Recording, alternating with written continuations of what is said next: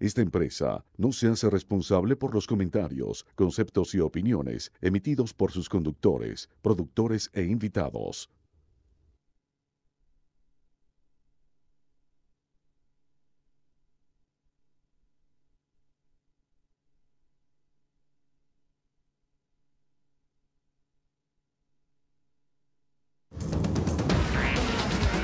Patricia Poleo en Agárrate, opinión estremecedora.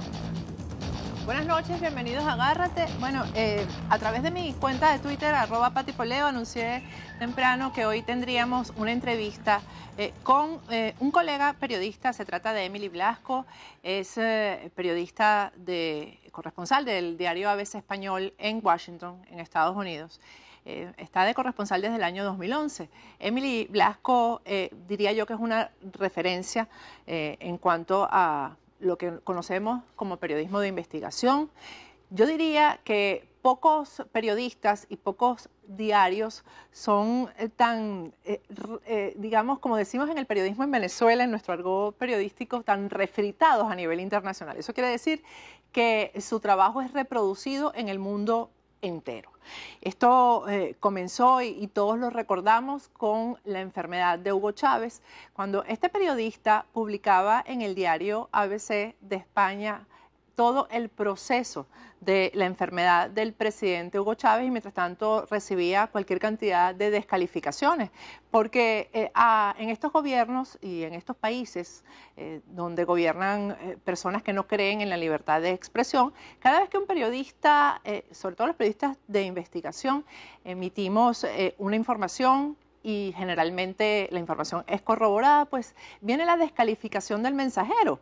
Y una vez que Emily Blasco publicó toda su serie que le hacía seguimiento a la enfermedad de Hugo Chávez, por supuesto, valiéndose de fuentes privilegiadas, empezó a recibir las descalificaciones por parte de voceros del gobierno venezolano. Pero hasta ahora lo que hemos visto de Emily Blasco es que las informaciones que ha publicado han sido todas confirmadas. Bueno, lo de la enfermedad de Chávez ya todo el mundo sabe en qué terminó. Ahora vuelve a hacer noticia ABC de España y vuelve a hacer noticia el periodista Emily Blasco por el libro que acaba de publicar, Boomerang Chávez, y que tiene mucho que ver con el otro escándalo que publicó hace algunas semanas este periodista en el ABC de España, y que tiene que ver con los testimonios que Leamsi Salazar, el escolta primero de Hugo Chávez y después de Diosdado Cabello, está dando en Washington acerca de, primero, lo que primero supimos fue la, digamos, participación tan importante que Diosdado Cabello, presidente de la Asamblea Nacional y hombre fuerte del chavismo, ha tenido en el Cartel de los Soles, es decir, en el narcotráfico en Venezuela.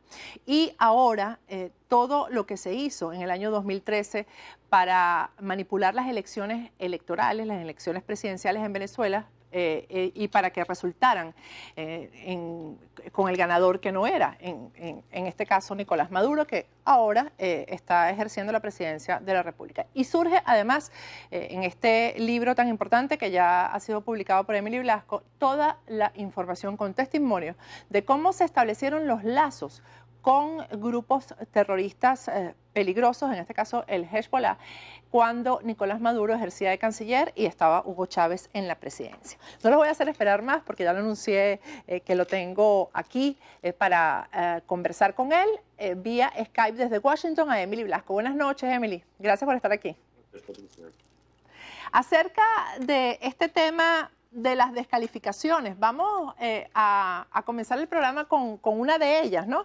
Se trata de un vocero del gobierno, Manuel Pérez Pirela, que, bueno, es un vocero mediático del gobierno, un hombre sumamente hostil, grosero, que tiene un programa en el canal del Estado, que fue uno de los encargados de descalificar al mensajero, es decir, a Emily Blasco, en aquel momento que él informaba sobre la enfermedad de Hugo Chávez. Vamos a recordar ese momento. El ABC siempre ha dado desinformación sobre Venezuela. Eso no es un diario, es una operación, un instrumento de operación psicológica. El ABC siempre ha desinformado sobre Venezuela y no es un diario, sino una operación de manipulación psicológica. Emily Blasco, aquí se refiere al ABC, pero se refiere al ABC por las informaciones publicadas por usted. Bueno, la verdad es que no hay mucho que hacer, ¿no? Pues la información es la que sale, gran parte se corrobora, otras veces no tiene esa corroboración porque se tardaría tiempo, ¿no?, en saberse la verdad, ¿no? Pero aquella expresión de que ladran y luego cabalgamos, ¿no? Pues tampoco hay que hacer mucho caso a los voceros cuando actúan de esta manera. Se ven presionados, tienen que salir, tienen que decir algo. Y en el caso del gobierno de Venezuela, la verdad es que son muy mentirosos, ¿no? Es decir, en otros países, el gobierno que se ve atacado quizás responde con un ataque, pero es más sutil. Pero es que en Venezuela es todo muy grueso. El tema de las fuentes, cuando un periodista informa, bueno, me pasa a mí, por ejemplo, que información trae más información, ¿no? Cuando comenzó la publicación las publicaciones sobre la enfermedad de Hugo Chávez, me imagino que esto trajo otras fuentes que corroboraban el asunto y finalmente se corroboró con la muerte, ¿no?, del presidente de Venezuela. ¿Este manejo de las fuentes es más fácil en Washington que en España, por ejemplo? Sí, porque Washington o sea, quien conoce un poco la ciudad y conoce Estados Unidos y en concreto de Washington, sabe que por Washington pues pasa mucha información, hay mucho... todo el mundo diplomático, los principales embajadores están en Washington, en todos los países. Por aquí pasa información, trasiego de todo tipo de gente que quiere conocer, gobiernos que quieren presionar aquí sobre políticas mundiales de Estados Unidos. Pasa mucho y estar aquí supone pues, el descubrir personas que pueden tener información y empezar a rascar y entonces empiezas a unir cabos y, en fin, yo creo que es luego mejor, es decir, que Washington que en Madrid. En Madrid pues hay una orientación hacia Latinoamérica, pero no es tan centro de cancillerías, no está la OEA, no está el BID, como están en Washington. Ahora, ¿por qué escogen a Emily Blasco y al ABC de España finalmente para que esta información se conozca? Bueno, hablas de escoger, bueno, es una manera de verlo, ¿no? Yo supongo que no es tanto escoger un medio como cuando uno entra en contacto con fuentes, pues se genera una confianza. Eso es fundamental en cualquier relación de un periodista, pues cuando publica algo con las fuentes. Por un lado, uno se tiene que fiar de la persona, no solo de la persona, sino también que luego va viendo que lo que se explica es verdad y por tanto uno lo publica por eso, ¿no?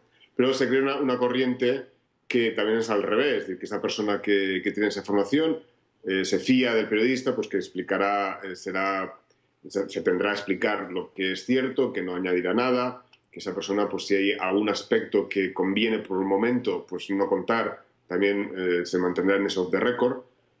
Bien, entonces yo no diría que hay una fuente interesada en querer explicar, sino que se genera esa mutua confianza y luego, pues, hombre, en el caso de ABC, pues es un diario pues, que tiene su influencia, que es escuchado o leído, vamos, y por tanto, pues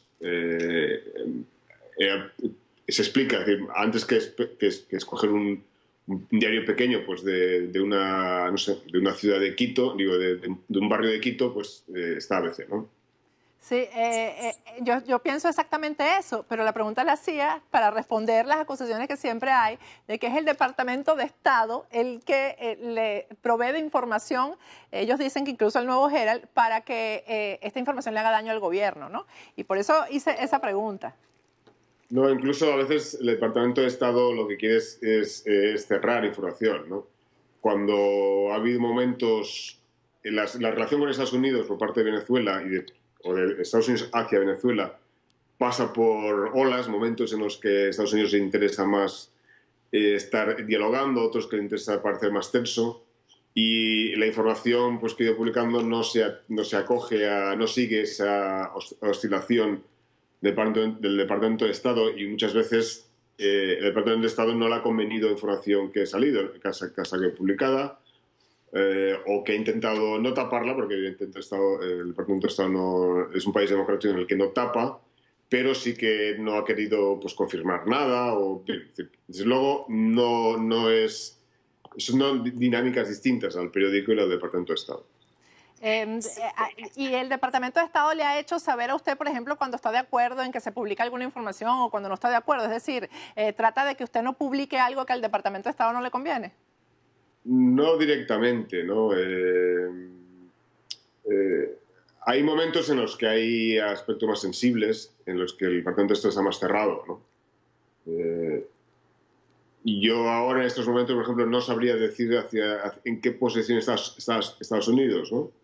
Si sigue estando con la dureza de Obama, con el decreto que firmó, o está más eso que hemos visto por parte de Obama de decir, bueno, que Venezuela no es una amenaza.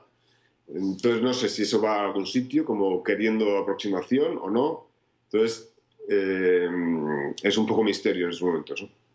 Bueno, en este caso, y eso lo vamos a hablar en el siguiente segmento, aquí el periodista también maneja información que está manejando el Departamento de Estado, porque estamos hablando de testigos que están hablando en Estados Unidos de temas que conciernen a la seguridad de Estados Unidos. Estamos hablando de narcotráfico, estamos hablando también de las relaciones que se establecen con grupos terroristas, en este caso Hezbollah, ¿no? De manera que quizás Emily Blasco se enteró al mismo tiempo que se estaba enterando el Departamento de Estado de estos testimonios. No vamos a preguntar cómo se enteró porque una periodista no puede preguntarle a un periodista cómo obtuvo la fuente, ¿no? Eso sería criminal.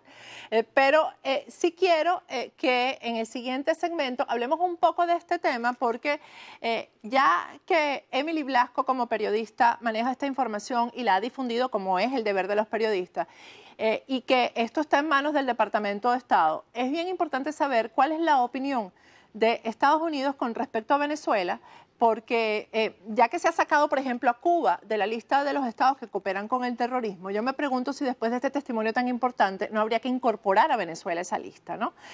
Porque es un testimonio presencial. O sea, no estamos hablando de chismes, no estamos hablando de cosas que se escucharon, sino de gente que estuvo presente en los eventos que vamos a comentar en el siguiente segmento. Así que, por favor, quédese ahí con nosotros y ya regresamos con Agárrate y Emily Blasco y este testimonio tan importante de este periodista.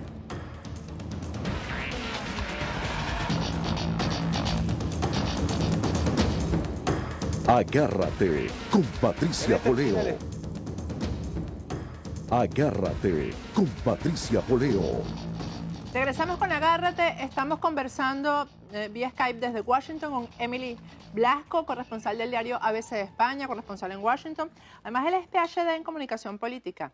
Es un hombre que se ha acostumbrado a dar noticias exclusivas, a dar tubazos, como llamamos en el argot periodístico, y que además revolucionan realmente a los medios en el mundo entero que suelen reproducir todas sus informaciones. Emily, en este caso del libro que acaba de salir, por cierto, ya lo pedí en Amazon, pidan lo que está en Amazon, y además bien económico para el material tan bueno que trae, me parece que está muy económico. El libro Boomerang Chávez, Boomerang o Boomerang Chávez, habla, hasta lo que sabemos, ¿no? Porque no he podido leer el libro porque no me ha llegado, pero toca tres temas importantes que son importantes para una nación como Estados Unidos, que preserva la paz regional, importantes para cualquier país. Primero, elecciones, es decir, manipulación de elecciones. Lo segundo, me imagino que toca el tema del narcotráfico, aunque eso no es lo que se ha reseñado más. Y lo tercero son las relaciones del gobierno de Hugo Chávez y de Nicolás Maduro con el terrorismo. El tema de las elecciones surge a raíz del testimonio de Leamsi Salazar. Sí, a ver, todos sabemos, hay la sensación en Venezuela, incluso la oposición, no todos los partidos, no todos los líderes, pero asumen que algo pasa en el sistema, ¿no? En el sistema electoral. O sea, lo nuevo del libro es el testimonio de Leamsi Salazar, que viene a confirmar con sus ojos algo que, bueno, que se ha publicado, yo lo he publicado, que durante el día electoral hay un sistema alternativo del chavismo, por el cual ellos saben cómo va evolucionando durante el día el voto. El voto a Capriles, el voto a Maduro o a Chávez en su momento.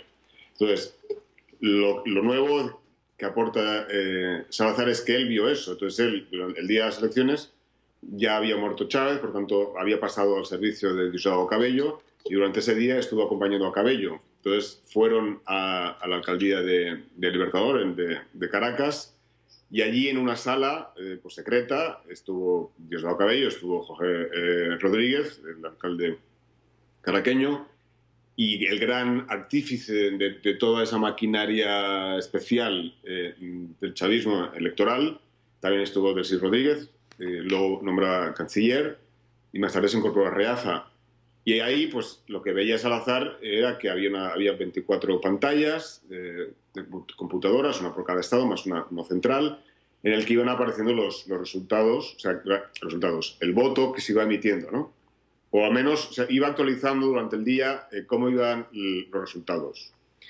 Eso es, bueno, completamente anómalo, ¿no? Porque eso ni lo puede saber el CNE. Hasta la última, o sea, hasta que las mesas envían su resultado, en principio el CNE no puede saber. Entonces él explica, bueno, pues cómo en esa sala durante todo el día va ganando Capriles y cómo hay un enfado pues de Cabello y del ambiente de que las cosas están saliendo mal. Y pues se dan continuamente órdenes, pues todo lo que supone, ya sabemos, el ventajismo, ¿no? Pues del voto asistido, del arrastre de gente chavista a votar, de gente a las misiones, pero aún así, según Salazar, y pues a la hora de casi cerrar, de las 6, Capriles va ganando.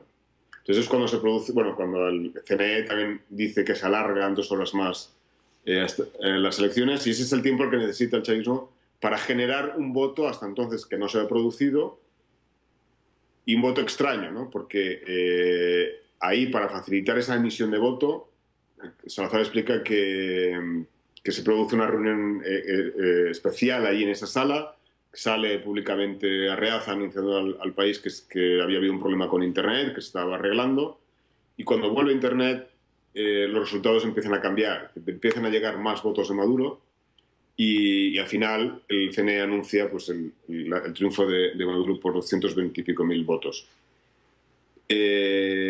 Cuando uno habla con estadísticos y ven cómo se hace esa tabla, esa gráfica, pues de cómo, a qué hora envía cada mesa electoral los resultados y qué tipo de votos, se aprecia que hay un pico extraño, pues entre 7:30 y 8, que es completamente anómalo en estadística. Y eso es lo que da el triunfo a Maduro. Que eso no, sí, sí, discúlpeme, dígame. No, decía que luego además, en el libro también hay un testimonio de emisarios, yo digo emisarios, o sea, de gente chavista que unos meses después, pocos después, en nombre en nombre de Cabello y en nombre de Rodríguez Torres, que en ese momento ya había sido nombrado ministro de Interior, ellos envían gente afuera para para contactar con gente de Estados Unidos. ¿Y eso por qué? Bueno, pues cuando pasan las elecciones empieza a haber rencillas, vuelven a resucitar las rencillas entre Maduro y Cabello y las facciones. Y entonces, Cabello, que siempre se ha presentado como posible alternativa a Maduro, lo que necesita es que Estados Unidos no le vete. Es decir, él necesita que Estados Unidos no le persiga por tema de narcotráfico. Entonces, para asegurarse que si él algún día, por su cuenta, tomaba el poder o se propiciaba como alternativa, necesitaba que Estados Unidos no le meta, o sea, no le señale por narcotráfico. Entonces, esos contactos iban un poco en esa línea, ¿no? Porque Cabello quería también, dice, bueno, pues, a ver, él quería venderse también como alguien que, si llega presidente, pues cortaría las relaciones con Cuba. Tenía cosas que ofrecer, pero vamos, no eran unas conversaciones para negociar nada, ¿eh? Entonces, en esas conversaciones de emisarios enviados por estas 2 personas, pues esos emisarios reconocen ante esas personas de Estados Unidos que habían metido votos falsos, ¿no? Presionados en esas conversaciones, los emisarios también tienen que dar cartas de un poco mostrar que están de buena voluntad, de que entregan algo, ¿no? Y en ese entregar algo ellos admiten que pues hay unas frases ahí que reproduzco en el libro, ¿no? Que es verdad, añadimos votos falsos, ¿no? reconocen cómo pues, gente chavista está en las posiciones claves de las mesas bueno, en el centro electoral. El poder electoral. Sí, bueno, y entonces, digamos que es la primera vez, al menos que dirigentes admiten, ¿no?, que hay votos falsos. Es decir, estamos hablando de que no es Leansi Salazar solamente el que da esta información, sino que se ha podido corroborar con otras versiones, ¿no?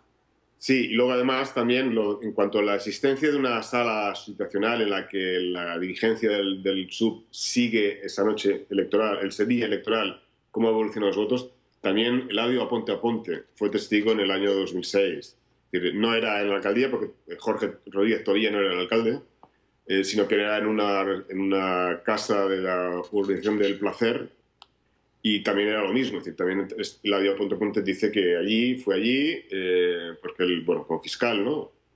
Y vio, bueno, no era fiscal, magistrado de la sala penal, ¿no?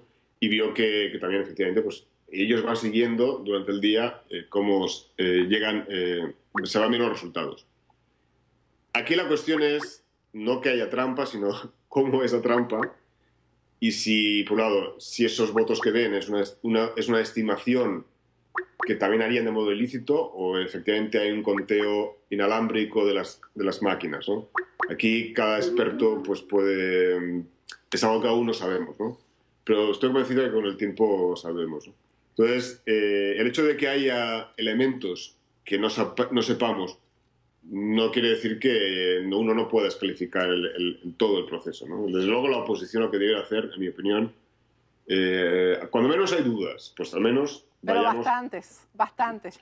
Pues a un sistema de voto manual. ¿A quién se puede oponer a un sistema de voto manual, ¿no? El gobierno no debiera, pero se opone. Sí, Luego, aparte, bueno, en fin, está el tema de pues el REP. Claro, del abuso también de los medios, de las cedulaciones falsas, etcétera. O sea, todo eso va sumando. Yo me imagino que usted a través de las redes sociales ha seguido lo que ha sido el impacto de las informaciones que han surgido del libro, pero yo diría que el impacto más importante es esta frustración del electorado cuando estamos a las puertas de unas elecciones legislativas y que simplemente no hay reacción a este tema que es tan importante, porque como surge de Washington precisamente es porque está corroborado, ¿no? Estamos hablando con el periodista que está diciendo cómo se ha corroborado la información. No se trata de un chisme ni de una sola persona que habla. Entonces, el tema de que la dirigencia de la oposición no haya salido a hablar sobre esto en el sentido de cómo resolverlo o cómo hacer unas elecciones transparentes ha llenado de frustración a la gente. Ya, en fin, yo lo entiendo. Si la oposición, mucha de esta información la tiene. Yo me acuerdo de, pues en el 2013, algunas informaciones, la oposición no quiso hacerle tampoco más propaganda porque temía esa desmoralización, ¿no? La cuestión es qué hacer. Entonces, digamos, Capriles o la táctica era, vamos a llevar mucha más gente a las urnas que votos falsos puede producir el chavismo. Y ellos tienen un límite. Y cuanto más obligados estén a hacer más trampa, más se va a ver. Y de hecho ya en el 2013 más se vio, ¿no? Porque tuvieron que producir mucho voto falso. La esperanza de Capriles en su momento era pues, que la ola de gente a favor suyo fuera tan grande que ya al final desbordara. Bien, es una opción, pero el momento único quizás de esas dos elecciones, de que la oposición estaba unida, de que había un liderazgo, es decir, electoral, pues que había unido a la gente y que parecía que podía ganar, no sé si se va a reproducir ahora. La oposición está más desunida. Pero en el fondo, es decir, las elecciones son sucias, es decir, hay trampas. Entonces, o se denuncia o al final siempre habrá algo. El chavismo, además, el sistema, las trampas es mutante, ¿no? Según las necesidades la han ido perfeccionando. Entonces, por mucho que pueda ser pensar que ya sabe dónde está la cuestión, la pueden cambiar. Entonces, no sé, yo luego no soy venezolano, no me voy a meter tampoco en lo que debe hacer la oposición, pero una cuestión es, bueno, de exigir, ya que Maduro en esos momentos necesita unas elecciones, o sea, las elecciones las necesita más que nunca. La validez electoral ya está cuestionado las primeras elecciones. Entonces yo pienso que la presión internacional sería grande a favor de las exigencias que pusiera la oposición. Por ejemplo, cuando menos, que tener el REP, o sea, el censo, saber y cotejarlo y ver si hay cédulas duplicadas o no. Lo obvio, lo básico. Demandas que yo creo que la oposición puede hacer y que la comunidad internacional puede presionar mucho al gobierno para que la entregue. Y si no entrega, queda en evidencia. Emily, el caso de Diosdado Cabello. Aquí se habla del tráfico de drogas y en estas últimas semanas surgió una información en Venezuela, en un periódico, en un semanario, acerca de que la DEA y los organismos de inteligencia norteamericanos habían desestimado las declaraciones acerca de esto de Leamsi Salazar porque no había emitido pruebas. ¿Esto es cierto? No, yo no, esa información sé que ha salido en Venezuela, yo no la he visto más reproducida, es decir, no he visto que se haya generado desde aquí y no me consta. Es decir, lo que a mí me consta es que Leamsi Salazar pues, hizo su declaración, fue tomada y tramitada, es decir, que todo sigue su proceso. Todo sigue su proceso. Al regreso vamos a hablar de eso. Vamos a hablar del terrorismo, de la demanda que supuestamente Diosdado Cabello le va a introducir contra el ABC de España y si Leamsi Salazar mencionó a otras personas que estarían involucradas también con el tráfico de drogas en Venezuela. Al regreso continuamos hablando con el periodista de ABC de España, el corresponsal en Washington, Emily Blasco. Ya regresamos.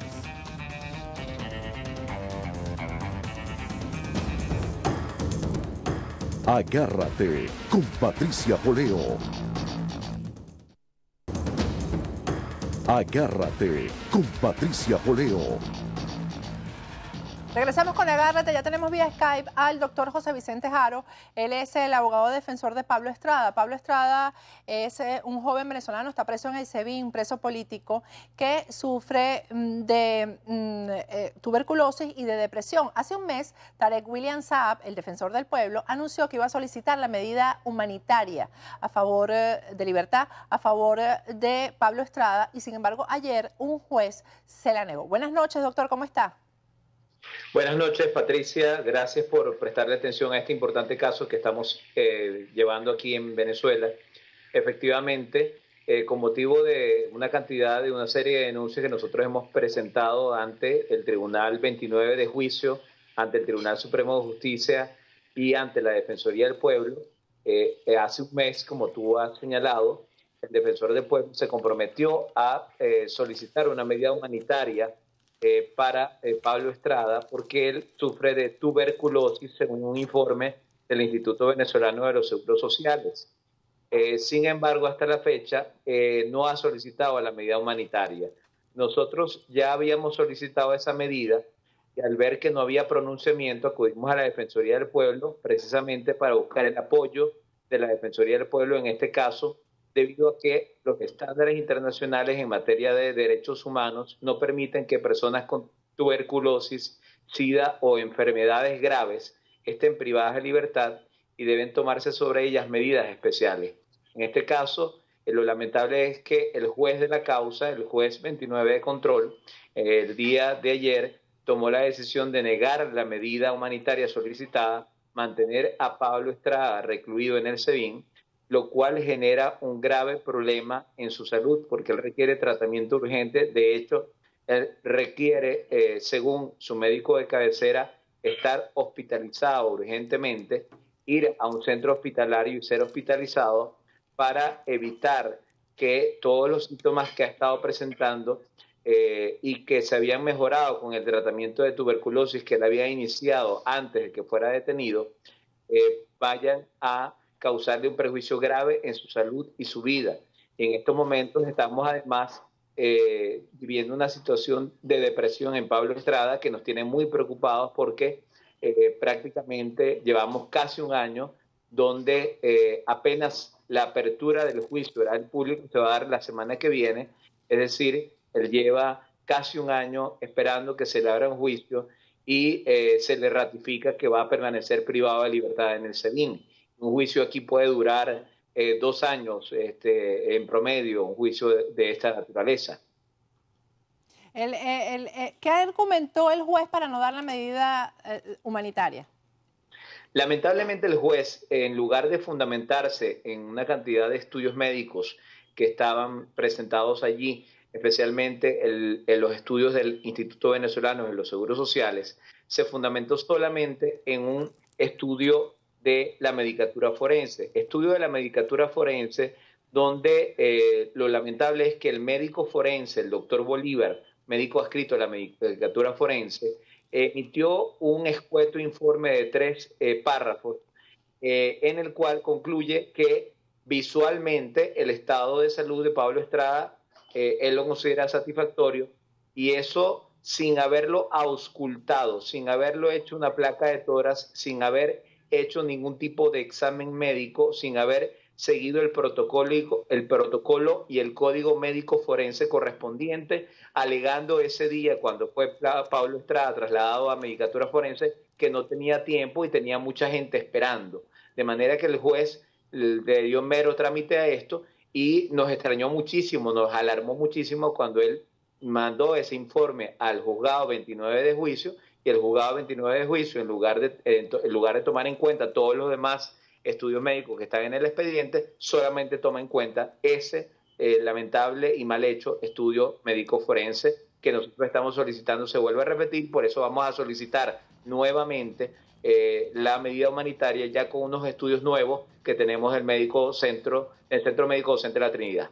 Es decir, que esta medida, eso se lo iba a preguntar, si se puede volver a solicitar o si se puede apelar a una instancia superior.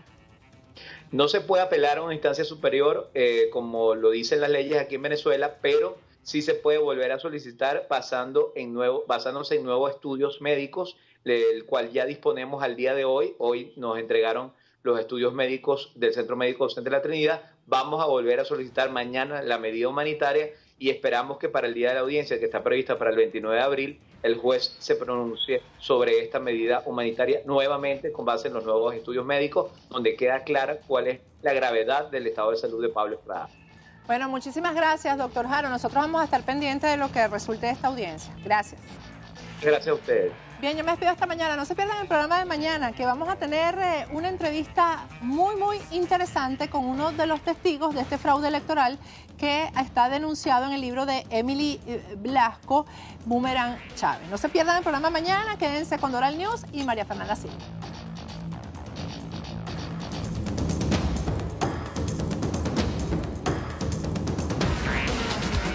Patricia Poleo.